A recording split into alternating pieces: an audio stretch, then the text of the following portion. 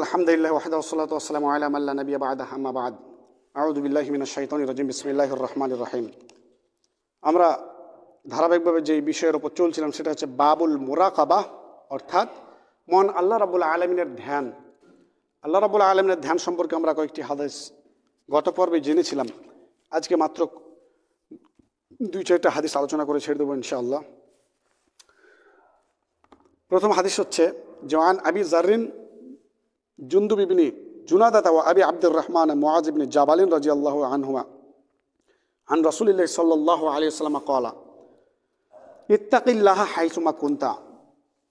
আল্লাহ রাসূল সাল্লাল্লাহু আলাইহি ওয়াসাল্লাম বলছেন যে ইত্তাকিল্লাহ হাইসুমা কুনতা, তুমি যেখানেই থাকো না কেন আল্লাহকে ভয় করো।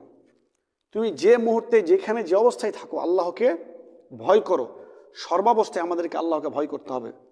তার কারণ আমরা জানি যে আল্লাহ রাব্বুল আলামিন ইন্নাল্লাহা আলিমুম বিদাতিস সুদূর, নিশ্চয় তোমার অন্তরের গভীরে, অন্তরের মধ্যে যেই জিনিসটা তুমি ভাবছো, চিন্তা ভাবনা করছো, যেটা মনে করছো, সেটাও আল্লাহ জানেন। আমি ঘরের মধ্যে দরজা লাগিয়ে দিয়ে অন্ধকারের মধ্যে ল্যাপের মধ্যে ঢুকে থেকে যদি থাকি, সেটাও আল্লাহ দেখছেন। আমি যদি সমুদ্রের গভীর তলে নিচে গিয়ে যদি আমি কোনো একটি মন্দ কাজ করি, সেটাও আল্লাহ দেখছেন। তো আল্লাহ রাব্বুল আলামিন সর্বক্ষণ আমাদেরকে দেখছেন এবং আমরা যা করি আল্লাহ রাব্বুল আলামিন সব কিছু জানেন যে আমরা কি করছি না করছি। অতএব আমাদের উচিত হচ্ছে আল্লাহ রাব্বুল আলামিনকে সর্বাবস্থায় ভয় করা। এই জন্য এখানে বলা হচ্ছে, নবীজি বলেন ইত্তাকিল্লাহা হাইসুমা কুনতা, তুমি যেখানেই থাকো না কেন মানুষ আল্লাহকে ভয় করো। ওয়া আতবি'আস সাইয়্যাতাল হাসানাতা, এবং তুমি গুনাহের পরে পুণ্য করো, গুনাহ করার পরে তুমি নেকি করো। অবশ্যই নবীজি বলছেন, কেন? তাম হুহা, এই যখন গুনার পরে তুমি নেকি করবে তাহলে সেই নেকিটা তোমার গুনাহকে মুছে দিবে, মিটিয়ে দিবে। নবীজি বললেন খালিকিন নাস বিখুলুকিন হাসানিন, এবং মানুষের সঙ্গে তুমি সদ্য ব্যবহার করো। এখানে একটি কথা খেয়াল করা, সেটি হচ্ছে নবীজি বললেন যে ওয়া আতবি'আস সাইয়্যাতাল হাসানাতা, তুমি গুনাহ করার পরে তুমি পুণ্য করো, নেকি করো। এই কথাটির দিকে আমরা যদি একটু লক্ষ্য করি, একটু ধ্যান দিয়ে বোঝার চেষ্টা করি, তাহলে বুঝতে পারবো নবীজি এই কথাটি কেন বললেন তুমি গুনাহ করার পরে নেকি করো। তার মানে আমরা বুঝতে পারি যে আদম সন্তান গুনাহ করবে। এই অর্থ, এই বাক্যটার দিকে খেয়াল করলে আমি বুঝতে পারি যে আদম সন্তান গুনাহ করবে, ভুল করবে, এটা স্বাভাবিক ব্যাপার। তার কারণ হযরত আদম আলাইহিস সালাম সর্বপ্রথম তিনিই ভুল করেছিলেন। আল্লাহ রাব্বুল আলামিনের কথাকে অমান্য করে সেই ফলটা খেয়েছিলেন। আমরা যে জানি ঘটনাগুলো, বিস্তারিত বলবো না, কিন্তু মনে করে দিচ্ছি একটু। ফলটা খেয়ে নিয়েছেন আল্লাহ রাব্বুল আলামিনের কথার অমান্যতায়। তার কারণে আল্লাহ রাব্বুল আলামিন তাকে কি করেছেন? পৃথিবীর বুকে আজকে এনে দিয়েছেন, এবং সারা জীবন যেভাবে আমরা কাটাচ্ছি এভাবে কাটাতে হচ্ছে। এটা একটি পরীক্ষার মধ্যে আল্লাহ রাব্বুল আলামিন দিয়ে দিয়েছেন। এই পরীক্ষাটা যদি আবার পাস করে যাই, তাহলে আল্লাহ রাব্বুল আলামিন পুনরায় আমাদেরকে জান্নাতের মধ্যে দিবেন। আর যদি আমরা আবার ভুল করি, তাহলে যেই বাসস্থান আল্লাহ রাব্বুল আলামিন আমাদের জন্য তৈরি করে রেখেছেন, চিরদিনের জন্য আমাদেরকে সেখানে থেকে যেতে হবে। তো কথা হচ্ছে, এখানে একটি কথা আমি ভরবো, সেটি হচ্ছে যে হযরত আদম আলাইহিস সালাম একটি ভুল করেছেন, এবং ইবলিস যাকে আমরা জানি, তার প্রথম নাম কি কেউ বলতে পারবেন? প্রথম নাম কি ছিল? জি আলহামদুলিল্লাহ, মাশাআল্লাহ, খুব সুন্দর। আজাজিল। কি নাম ছিল তার? আজাজিল। পরবর্তীতে আল্লাহ রাব্বুল আলামিন তাকে শয়তানের রূপ দেওয়ার পর তার নাম হয়ে গেছে ইবলিস। তো তার নাম প্রথমে ছিল আজাজিল। আজাজিল হযরত আদম আলাইহিস সালাম থেকে হাজার হাজার কোটি কোটি বছর আল্লাহ রাব্বুল আলামিনের ইবাদত করেছেন, এবং সর্বশ্রেষ্ঠ একজন বান্দা ছিল আল্লাহ রাব্বুল আলামিনের। ফেরেশতাদের কি ছিল? সর্দার ছিল। আল্লাহ রাব্বুল আলামিন তাকে সর্দার বানিয়ে দিয়েছিলেন। কত মর্যাদা দিয়েছিলেন দেখেন। এত মর্যাদাপূর্ণ একজন মাখলুককে আল্লাহ রাব্বুল আলামিন মুহূর্তের মধ্যে শয়তানে রূপান্তরিত করে দিলেন। আবার হযরত আদম আলাইহিস সালাম একটি ভুল করেছেন, আর ইবলিসও একটি ভুল করলো। দুজনেই ভুল করেছে না? তো দুজনের ভুলের মধ্যে পার্থক্য কি আমাদেরকে বুঝতে হবে। তাহলে আপনার মধ্যেও, আপনার চরিত্রের মধ্যে ইবলিসের চরিত্র ভরা আছে না আদম আলাইহিস সালামের চরিত্র ভরা আছে, এটা আপনাকে লক্ষ্য করে দেখতে হবে নিজেকেই। সেটা কি? হযরত আদম আলাইহিস সালাম যখন ভুল করলো, তখন সঙ্গে সঙ্গে তিনি কি বললেন? রব্বানা যালামনা আনফুসানা ওয়া ইল্লাম তাগফির লানা, হে আল্লাহ, নিশ্চয় আমরা নিজের নফসের উপর জুলুম করে ফেলেছি, আল্লাহ ভুল করে ফেলেছি। ওয়া ইল্লাম তাগফির লানা, যদি আপনি আমাদেরকে ক্ষমা না করেন, ওয়া তারহামনা, যদি আমাদের প্রতি রহম না করেন, দয়া না করেন, লানাকুনান্না মিনাল খাসিরিন, তাহলে আমরা গুনাহগারদের অন্তর্ভুক্ত হয়ে যাব। এটা কার বাক্য ছিল? হযরত আদম আলাইহিস সালাম, আমাদের পিতার। আল্লাহ রাব্বুল আলামিন তাকে শিখিয়ে দিয়েছেন। আর অন্যথায় ইবলিস যখন ভুল করলো, মানে গুনার কাজটা, আল্লাহ রাব্বুল আলামিনের কথা অমান্য করলো, কি বলেছিল ইবলিস? যে খালাকতাহু মিন তিনি ওয়া খালাকতাহু মিন নার, আপনি তো তাকে মাটি থেকে সৃষ্টি করলেন, আমাকে সৃষ্টি করেছেন আগুন থেকে। অর্থাৎ আমার মর্যাদা তো অনেক বেশি, এতদিন পর্যন্ত আমি ইবাদত করলাম আপনার, ফেরেশতাদের আমি সর্দার, আমাকে বলেন তাকে সাজদা করতে। তা এই যে তার আত্ম অহংকার একটা অন্তরের মধ্যে এসেছিল, এটা যখন ভুল করার পরে সে কিন্তু তার ভুলের ওপরে অটল ছিল। আল্লাহ রাব্বুল আলামিন তাকে যখন বললেন তুমি জান্নাত থেকে বেরিয়ে যাও, তুমি শয়তানে রূপান্তরিত হয়ে যাও, তখন ইবলিস কি বললো যে আল্লাহ তুমি আমাকে শয়তান করলা ঠিক আছে, আমাকে জাহান্নাম করলা ঠিক আছে, কিন্তু আমার দুটি কথা মানো আল্লাহ, কিছু কথা আমাকে কিছু পাওয়ার দাও, ক্ষমতা দাও। দেখেন হয়তো আদম আলাইহিস সালাম সঙ্গে সঙ্গে কি বলেছেন আল্লাহর কাছে, আল্লাহ আমরা জুলুম করেছি, তুমি আমাকে ক্ষমা করো।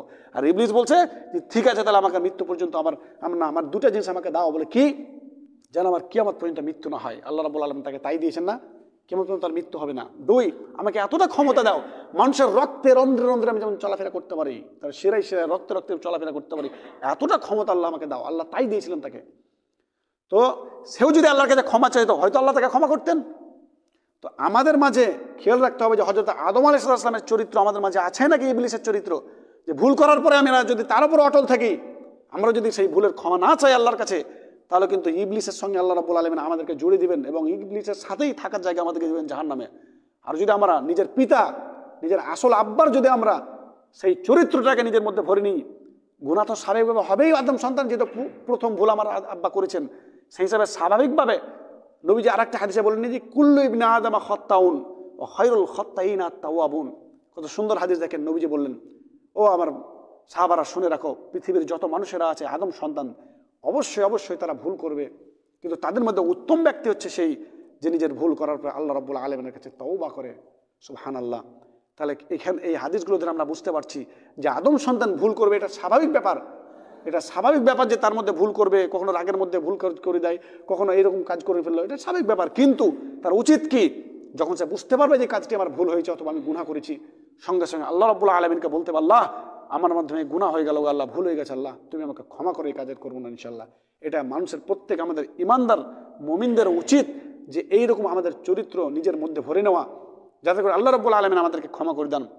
আর আল্লাহ রাব্বুল আলামিনের ওয়াদা, আপনাদেরকে আমি একদিন হাদিস বলেছিলাম যে ইবলিস আল্লাহ রাব্বুল আলামিনের কাছে কি বলল, যে আল্লাহ লাগবিয়ান্নাহুম মা দামাত আরওয়াহুম ফি আজসাদিহিম, ততদিন পর্যন্ত আমি তাদেরকে পথভ্রষ্ট করতেই থাকবো, করতেই থাকবো, করতেই থাকবো। এইভাবে বলছে ইবলিস কিন্তু বারবার, আমি তাদেরকে পথভ্রষ্ট করতেই থাকবো, করতেই থাকবো, তাদেরকে ভুল কাজ গুনার কাজ করাতেই থাকবো ততদিন পর্যন্ত যতদিন তাদের জিসমের মধ্যে, যতদিন তাদের দেহের মধ্যে কি থাকবে, রূহ থাকবে, অর্থাৎ যতদিন সে জীবিত থাকবে ততদিন পর্যন্ত তাকে আমি গুনাহের কাজে লিপ্ত রাখবো এবং গুনাহ করাতে থাকবো। এই কথাটার একটি আয়াত আছে, ইবলিস বলছে যে আমি তার আসবো, চতুর্দিক থেকে তাকে আক্রমণ করব, তার সামনের দিক থেকে, তার পিছন দিক থেকে, তার ডান দিক থেকে, তার বাম দিক থেকে তাকে মন্দ কাজগুলোকে ভালোভাবে তাকে দেখাবো আমি এবং তাকে গুনার কাজে ফেলবো।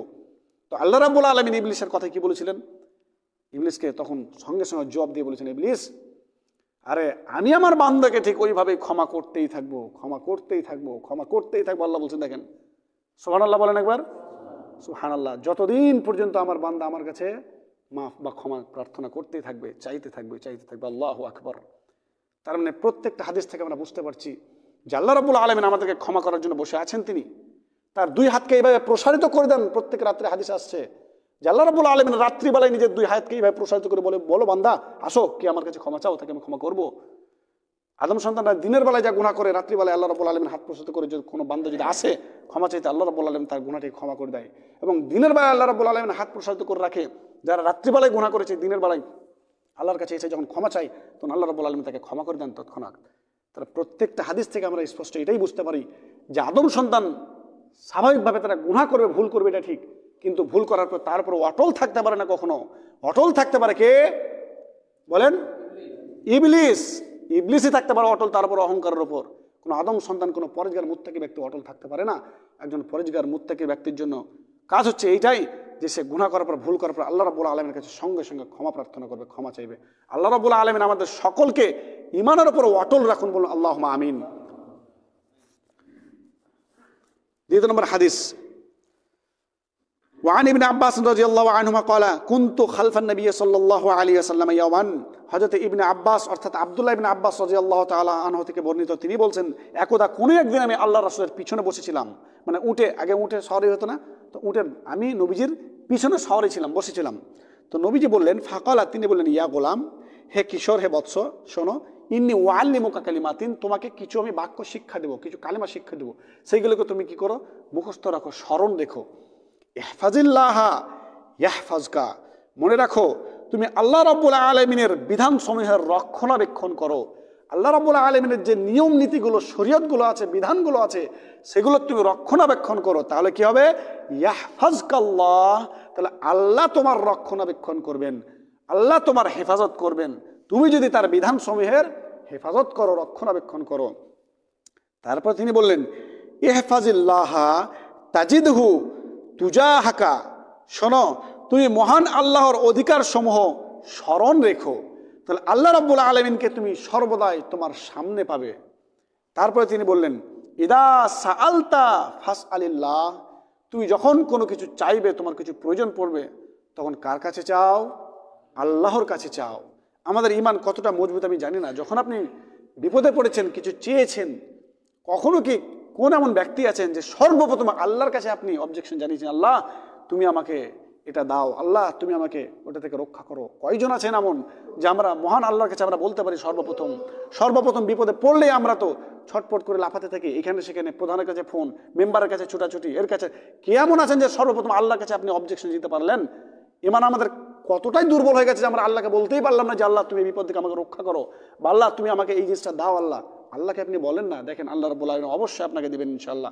তাই নবীজি বলছেন যে ইদা সাআলতা ফাসআলিল্লাহ, যখন তুমি কিছু চাইবে তখন চাও একমাত্র আল্লাহর কাছে। আমাদের এই রকম গুণ থাকা উচিত আমাদের ঈমানে, যে আল্লাহর কাছে আমরা কিছু চাইলে চাইবো। তারপর নবীজি বললেন যে ওয়াইদাস্তাআনতা ফাস্তাইন বিল্লাহ, তোমরা যখন কোনো সাহায্য প্রার্থনা করবে তখন আল্লাহর কাছে সাহায্য প্রার্থনা করো। যে কোনো বিপদে আপদে আপনি পড়েন না কেন, সর্বপ্রথম আল্লাহকে আপনি বলেন যে আল্লাহ তুমি আমার সন্তানটির রোগ তুমি দূর করে দাও আল্লাহ। আরে পৃথিবীর কোনো ডাক্তার এমন কি আছে যে কোটি টাকা খরচা করার পরে আপনার সন্তানের রোগকে দূর করে দিতে পারে? পৃথিবীতে এমন কোনো মানুষ, কোনো ব্যক্তি আছে কি যারা কোটি টাকা খরচা করার পরে আপনার সারা জীবনের কষ্ট দিয়ে দেওয়ার পরে তারা আপনার সন্তানের রোগবালা অথবা যে কোনো মুসিবতকে দূর করে দিতে পারে? এমন কি কেউ আছে? কেউ নেই পৃথিবীতে, একমাত্র আল্লাহ যদি না চায়। তাহলে কেন আমরা পারলাম না সর্বপ্রথম আল্লাহকেই বলতে যে আল্লাহ তুমি আমার সন্তানের রোগ তুমি দূর করে দাও, আল্লাহ আমার সন্তানকে সুস্থ করে দাও, তুমি আল্লাহ আমাকে সুস্থ করে দাও? কেন পারলাম না? সর্বপ্রথম ছুটছে আমার ওঝার কাছে, কবিরাজের কাছে, কোনো ডাক্তারের কাছে।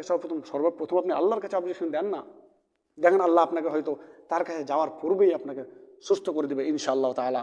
এবং এখানে একটি কথা বলে রাখি, কোনো ওঝা, কোনো কবিরাজ এবং এই ধরনের যত মানুষ আছে যারা আজে বাজে কোরআনবিহীন, কোরআন ছাড়া, কোরআনের আয়াত ছাড়া যারা যে কোনো মাধ্যমে তারা চিকিৎসা করে, সম্পূর্ণরূপে হারাম এবং শিরক। এটা মনে রাখবেন।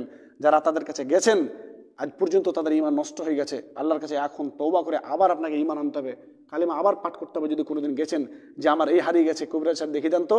কেউ যদি বলেন যে হাত চালিয়ে যে কবিরাজের কাছে গিয়েছেন, যে হাত চালিয়ে এমনি করে দেখিয়ে দিতে পারে এই মানুষ, এই কথা যদি বিশ্বাস করেছেন অন্তরে, তাহলে আপনার ঈমান নষ্ট হয়ে গেছে। তওবা পড়ে এখন আবার আপনাকে কালিমা পড়তে হবে। আপনার নামাজ টামাজ যা পড়েছেন সব বাদ, ফালতু গেছে আপনার। এখানে কথা মাঝখানে বলে রাখছি, অনেক জায়গায় অনেক প্রায় গ্রামে থাকে এরকম মানুষ দেখবেন, যে এরকম হাত চালিয়ে বলতে পারে, এরকম করে বলতে পারে, এই কি কাঠি দেয়, এই ডিমের খুলতেই ভরে দেয়, এখানে রাখলে আপনার মেয়ে পালিয়ে গেছে চলে আসবে। এই যে ধরনের কথাগুলো ঈমান ধ্বংস করে, ঈমান নষ্ট করে।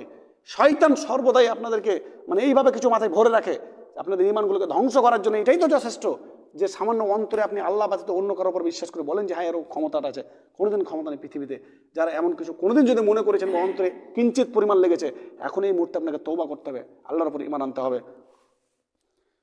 তারপরে তিনি বললেন যে ওয়ালাম আন্নাল উম্মাতা লাউইজতামাত আলা আইয়ানফাউকা বিশাইইন, হে বৎস জেনে রাখো, সারা বিশ্বের সমস্ত মানুষেরা, সমস্ত জিনেরা সকলে একত্রিত হয়ে, বিশ্বেরা সকলে একত্রিত হয়ে যদি তারা যদি চায় যে তোমার সমপরিমাণ চুল, সমপরিমাণ কিঞ্চিত পরিমাণ তোমার কোনো উপকার করবে, তো লাম ইয়ানফাউকা ইল্লা বিশাইইন কাতাবাহুল্লাহু লাকা, তারা কিঞ্চিত পরিমাণ তোমার কোনো উপকার করতে পারে না যদি আল্লাহ রাব্বুল আলামিন তোমার জন্য সেই উপকারটা কিতাবের মধ্যে লাওহে মাহফুজে লিখে না রেখেছে, তোমার তাকদীরে লিখে না রেখেছেন। তাহলে সারা পৃথিবীর মানুষরা যদি আপনার কোনো উপকার করতে চায়, চুল সমপরিমাণ তারা কোনো উপকার করতে পারে না, আল্লাহ যদি আপনার তাকদীরে লিখে না রেখেছেন। তবে তারপর তিনি কি বলেন, ওয়াইনিজতামাউ আলা আইয়াযুররুকা বিশাইইন, এবং সারা পৃথিবীর মানুষেরা আবার একত্রিত হয়ে যদি চাই যে তোমার ক্ষতি করবে, কিঞ্চিত পরিমাণ তারা ক্ষতি করতে পারে না। লাম ইয়াযুররুকা ইল্লা বিশাইইন কাদ কাতাবাহুল্লাহু আলাইকা, আল্লাহ রাব্বুল আলামিন যতটুকু তোমার ক্ষতি লিখে রেখেছেন কিতাবের মধ্যে। কিতাব বলতে লাউহে মাহফুজের মধ্যে বা তোমার তাকদীরে যা লিখে রেখেছেন, এছাড়া তোমার ক্ষতি সারা পৃথিবীর মানুষ একত্রিত হয়ে লাগলেও তোমার ক্ষতি করতে পারে না। এই ঈমান দৃঢ় করতে হবে আমাদের অন্তরে, শুধু তাকদীরে বিশ্বাস করে বললে হবে না, ঈমান রাখতে হবে।